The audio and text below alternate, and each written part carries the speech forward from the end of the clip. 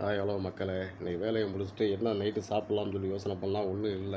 அதோட கொஞ்சம் பிரியாணி மிச்சம். கொஞ்சம் வெள்ள சோறு இருந்துச்சு. சரி பிரியாணி, வெள்ள சோறையும் மிக்ஸ் பண்ணி ஒரு பிரைட் ரைஸ் போடுவோம்னு சொல்லி ஒரு புது ஐடியா பண்ணி, அதுக்கு தேவையான வெங்காயம், வெள்ளைப்பூடு, பச்சை மிளகா இதெல்லாம் போட்டு கேரட்லாம் போட்டு கிண்டி, ஒரு முட்டை வந்து ஒரு 7, 8 முட்டைகள் அதில் போட்டு உடைச்சி நல்லா கிண்டி ரெடியாகி, அதோட முட்டைக்கோஸு முட்டைக்கோஸு எல்லாம் போட்டு ரெடி பண்ணி, ஏற்கனவே நாங்கள் எடுத்து வச்சுருந்த வெள்ளை சோறு அதோட பிரியாணி ரெண்டையும் மிக்ஸ் பண்ணி அதில் போட்டு அப்படியே கிண்டி ஒரு 3 சிக்கன் பீஸ் இருந்துச்சு 65, அதையும் பிச்சு போட்டு ஒரு மாதிரியாக போட்டு கிண்டி